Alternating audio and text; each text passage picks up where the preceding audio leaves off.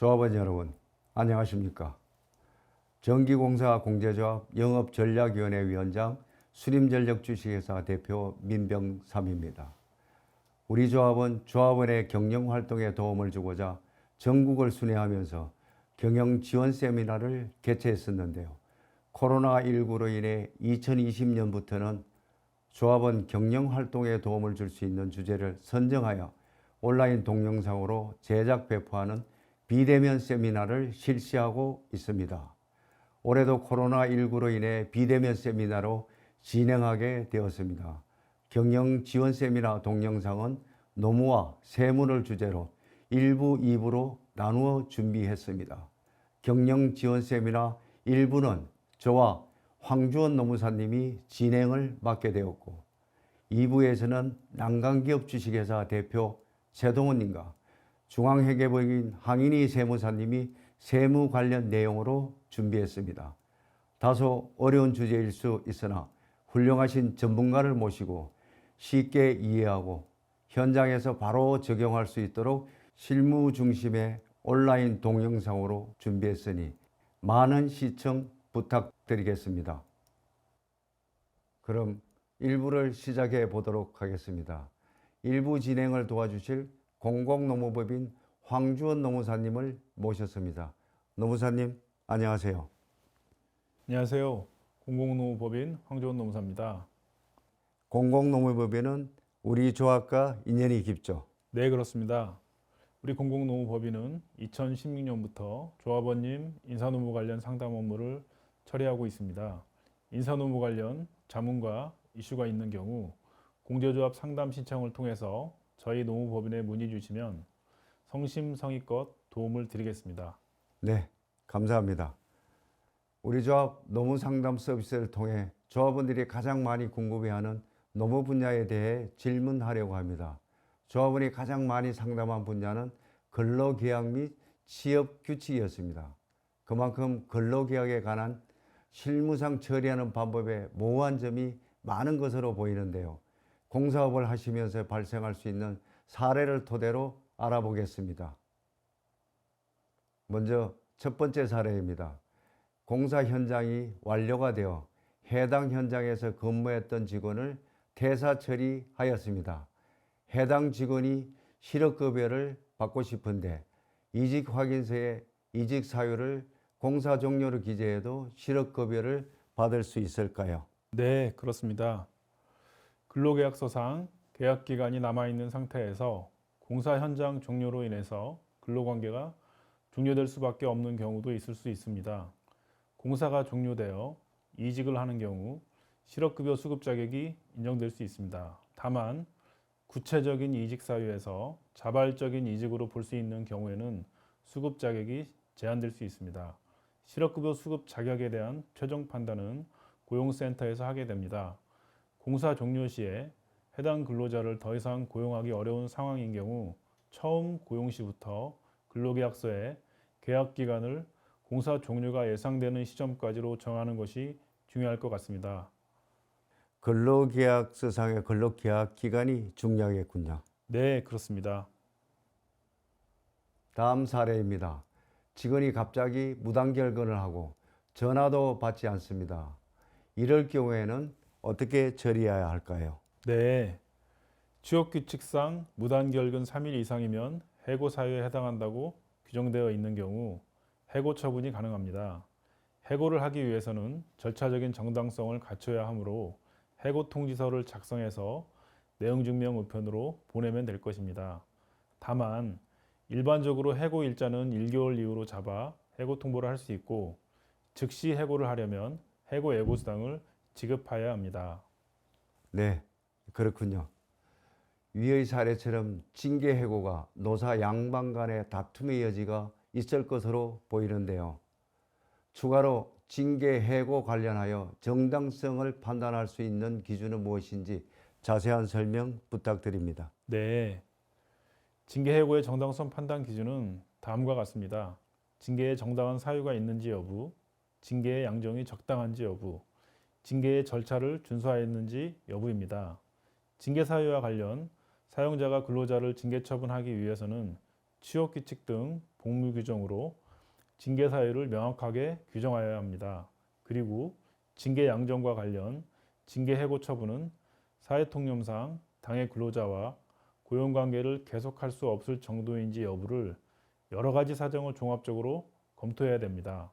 또한 징계 절차와 관련해서 해고 사유와 시기를 서면으로 통지하고 징계 절차를 준수해야만 합니다. 네, 알겠습니다. 세 번째 사례입니다. 정규직 근로계약서를 작성하고자 하는데 계약직이 아니다 보니 근로계약서의 계약 기간을 어떻게 표시해야 할지 궁금합니다. 네, 정규직 근로자란 사용자와 직접 근로계약을 체결하여 사업장 내에서 전일제로 근무하면서 근로계약 기간에 정함이 없고 고용이 보장되는 근로자를 말합니다. 근로계약서 계약기간 기재란에 기간에 정함이 없는 것을 한다라는 내용을 기재하면 될 것입니다.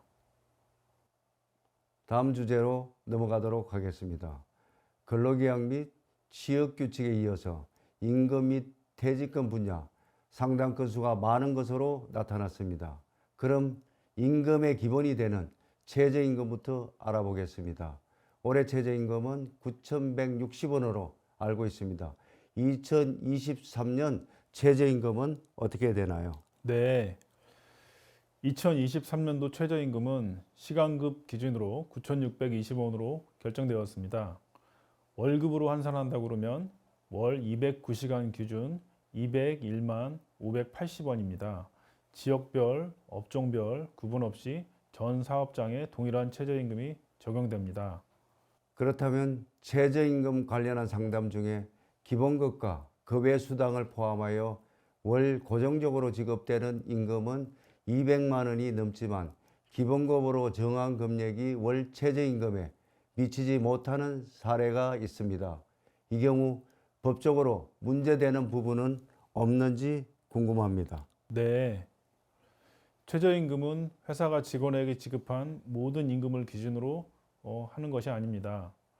매월 1회 이상 정기적으로 지급하는 임금을 기준으로 판단하며 상여금, 식비, 숙박비, 교통비의 경우에는 법령에서 정한 기준 이상인 부분의 경우 최저임금에 산입됩니다. 따라서 최저임금에 산입되는 항목을 기준으로 시급을 구하고 이 금액이 정부에서 고시한 최저임금액에 미치지 못하면 법 위반이 될 수 있습니다. 이에 따라 가장 안전한 방법은 임금을 다양한 수당 형태로 지급하기보다는 임금의 구성 항목을 단순화하고 가급적 기본급 비중을 높일 필요가 있어 보입니다. 이어서 일용직 직원 관련 임금 분야입니다. 한 사례로 현장 일용직 직원들은 1개월 단위의 근로계약을 반복하고 있습니다.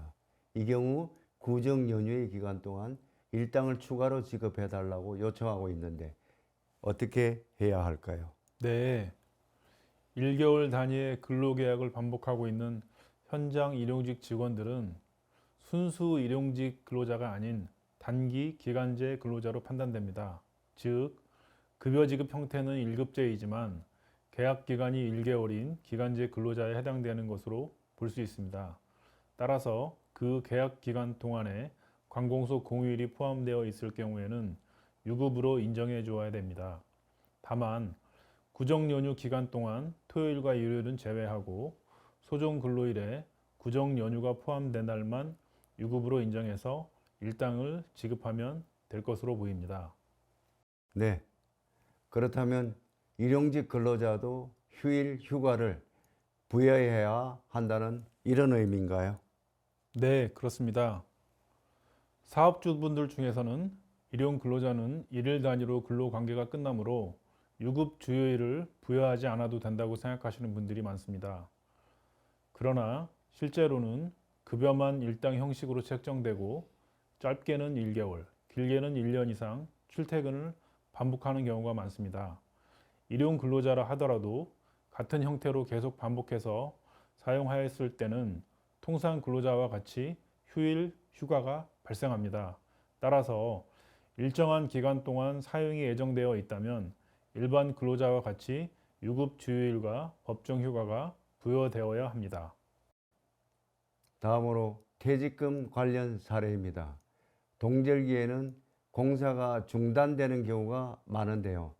근로자의 퇴직금 계산에서 그 기간을 포함해야 하는지 아니면 그 기간은 제외하고 계산해야 하는지 궁금합니다. 네, 날씨로 인해서 공사 현장이 중단되었고 이에 따라 실시한 무급휴직이 사용자의 승인에 의해서 이루어진다면 퇴직금 산정을 위한 계속 근로기간으로 보아야 됩니다. 따라서 퇴직금 산정 시 재직기간에 포함하여서 계산해야 됩니다. 다만 회사의 단체 협약이나 취업규칙으로 계속 근로기간으로 인정하지 않을 수 있다라는 규정이 있다면 계속 근로기간에서 제외할 수 있습니다. 세 번째로 많은 상담 분야로 산업재해가 있습니다. 공사 중에는 항시 산업재해 관련 위험이 존재할 수밖에 없습니다. 또한 요즘에는 중대재해처벌법까지 시행되면서 여러모로 신경 쓸 수밖에 없는 분야인데요. 조합원의 사례로 한번 알아보겠습니다. 재해를 당한 직원이 공상 처리를 요구하여 공상 처리 합의금까지 다 지급한 상황에서 향후에 직원이 마음이 바뀌어 다시 산재 처리를 하려고 합니다. 이런 경우에는 공상 처리로 회사가 지급한 합의금 및 병원비를 돌려받을 수 있을까요? 네, 그렇습니다. 공상 합의를 했다가 파기되고 산재 처리를 할 경우 합의금 및 병원비를 반환해 달라고 주장할 수 있습니다. 만약 돌려주지 않는다 그러면 부당이득 반환 청구 소송을 통해 권리를 실현할 수 있습니다. 또한 근로복지공단에 대체 지급 청구를 통해서 휴업급여 및 병원비 일부를 돌려받을 수 있습니다. 하지만 알아두셔야 할 점은 공상 처리 시 산재 발생 사실을 은폐하는 행위가 됩니다. 공상 처리는 산재보상법에서 재해 보상이 이루어지지 않는 3일 이하의 업무상 재해에 대해서만 법적으로 허용됩니다. 4일 이상 치료받아야 하는 업무상 재해에 대해서는 허용되지 않는 제도입니다. 예전에는 공사 현장에서는 크고 작은 산업재해가 발생하다 보니 공상 처리가 이루어지는 경우가 있었습니다. 2017년부터 개정된 산업안전보건법에 따라 산재 은폐 시 1년 이하의 징역 또는 1천만 원 이하의 벌금이 부과될 수 있습니다. 단순 산재 미보고의 경우에도 1,500만 원 이하의 과태료가 부과될 수 있습니다. 향후에 산재가 발생한 경우에는 공상으로 처리하지 말고 근로자에게 산재 신청을 하도록 안내하고 산재 처리하도록 하여야 할 것입니다. 공상 처리보다는 산재 처리를 해야 산재 은폐 처벌을 피할 수 있겠군요. 네, 그렇습니다. 지금까지는 조합원들의 상담 사례를 바탕으로 다양한 인사 노무 분야에 대해 알아보았습니다. 마지막으로 최근 노무 관련해서 빼놓을 수 없는 이슈로 중대재해처벌법이 있습니다. 중대재해처벌법이 시행된 이후 중대재해처벌법 위반 혐의로 수사를 받는 사례가 많이 늘어났죠. 네, 맞습니다. 현재 조사된 바에 의하면 2022년 11월 기준으로 중대재해처벌법으로 수사를 받은 사건은 176건이고 이 중 고용노동부가 기소 의견으로 검찰에 송치한 사건은 23건입니다. 그리고 검찰이 기소를 하여 재판 회부된 건은 1건인 것으로 확인되었습니다. 네, 그렇군요. 기록에 의하면 시행한 지 약 10개월 동안 100건이 넘는 사건이 수사를 받고 있는 상태에서 우려스러운 점은 현재는 상시 근로자 50인 이상 사업자에게만 적용되고 있지만 2024년 1월 27일부터는 50명 미만 사업장도 시행 예정인 겁니다. 공제조합 조합원 사업체는 50인 미만 사업장인 경우 대다수인데다가 안전보건관리체계를 수립하기에는 현실적으로 어려운 곳이 많을 텐데요. 조합원들의 충분한 대비가 필요해 보입니다. 또한 종사자의 생명과 안전 보호를 위해 사업주 및 경영 책임자가 최소한의 의무를 다하도록 하는 것이 본 법률의 취지인 만큼 처벌 후 사후 조치보다는 불상사가 일어나기 전에 미리 예방하는 그 선제적 대응이 중요하다고 볼 수 있습니다. 네. 그렇다면 조합원이 중대산업재해를 예방하기 위한 경영 책임자의 의무사항이 있을 텐데요. 핵심적인 내용 위주로 설명 부탁드립니다. 네, 중대재해처벌법에서는 사업을 대표하고 총괄하는 책임과 권한이 있는 경영 책임자의 법적인 책임을 강조하고 있는 만큼 기업을 총괄 운영하는 경영 책임자가 안전과 건강은 무엇보다 우선한다는 것을 경영의 최우선 가치로 삼는 것이 중요합니다. 이를 바탕으로 중대재해처벌법은 중대산업재해를 예방하기 위해서는 경영 책임자에게 아래와 같은 안전보건 확보 의무를 이행할 것을 요구하고 있습니다. 첫째, 안전보건 관리체계의 구축 및 이행. 둘째, 재해 발생 시 재발 방지 대책의 수립 및 이행. 셋째, 중앙행정기관, 자치단체가 개선 시정 등을 명한 사항의 이행. 넷째, 안전보건 법령에 따른 의무 이행에 필요한 관리상의 조치입니다. 그러면 말씀하신 중대재해처벌법에서 규정하고 있는 의무사항을 준수하기 위하여 소규모 전기공사 업체에서 효과적으로 대응할 수 있는 방안은 무엇이 있을까요? 네, 중소기업은 여기서 제시된 내용을 참고하여 기업 규모와 생산 방식, 근로 형태 등을 고려한 적합한 방법으로 법적 의무사항을 준수할 수 있을 것입니다. 예를 들어 기업 규모가 작고 유해 및 위험 요인의 수가 적다면 경영 책임자는 중대재해 발생 가능성이 높은 위험 요인에 대한 예방 활동을 안전 경영의 목표로 삼아야 하고 중대재해 관련 노무법인의 도움을 받아 규정의 제정 등 제도를 만들어야 할 것입니다. 또한 중소기업이 기업 내부에 안전관리자 또는 보건관리자를 두는 것조차 어렵다면 외부 민간 재해 예방 기관의 조력을 받을 수도 있습니다. 민간 재해 예방 기관이 안전 및 보건에 관한 위험 요소를 확인하고 개선이 필요하다고 지적한 사항을 즉시 시정한다면 중대재해를 예방할 수 있고 중대재해처벌법상 법적 의무사항도 이행하게 될 것입니다. 현재 중대재해처벌법은 경영자가 안전보건 확보 의무를 위해 최선의 노력을 다하는 것을 요구합니다만 경영자 입장에서 이 많은 의무를 다 지켜야 한다는 점 매우 어렵고 모호한 면도 많을 것 같습니다. 이렇게 되면서 최근에 중대재해처벌법 관련하여 개정 이야기도 많이 나오고 있고 새 정부에서는 중대재해처벌법 감축 로드맵 TF팀을 구성하기도 하였습니다. 앞으로의 중대재해처벌법의 방향에 대해 노무사님은 어떻게 생각하시나요? 네, 중대재해처벌법 시행으로 고용노동부의 수사 업무도 만만치 않아 보이고 법 해석을 통해 기소 여부를 결정해야 하는 검찰의 고민도 상당한 듯합니다. 기업들 역시 과중한 부담을 호소하고 있고 새 정부가 들어서면서 중대재해처벌법 시행령의 개정을 요구하는 경영계의 목소리도 높아지고 있습니다. 최근 기획재정부가 중대재해처벌법 시행령 개정 방안을 마련하여 고용노동부에 전달했다고 합니다. 그 개정 방안에는 안전보건 최고 책임자가 사업장의 안전보건에 관해 최종 의사결정을 할 수 있다면 경영 책임자로 본다는 내용 등이 포함되어 있습니다.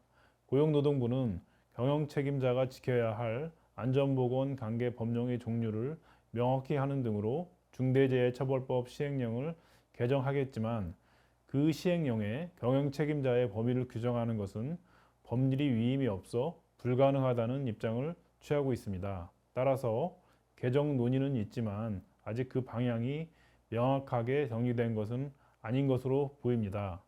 네. 앞으로 중대재해처벌법 개정 방향은 지켜볼 필요가 있겠습니다. 지금까지는 중대재해처벌법에 관한 최근 이슈와 핵심 내용, 앞으로의 방향에 대해서 간단하게 알아보았습니다.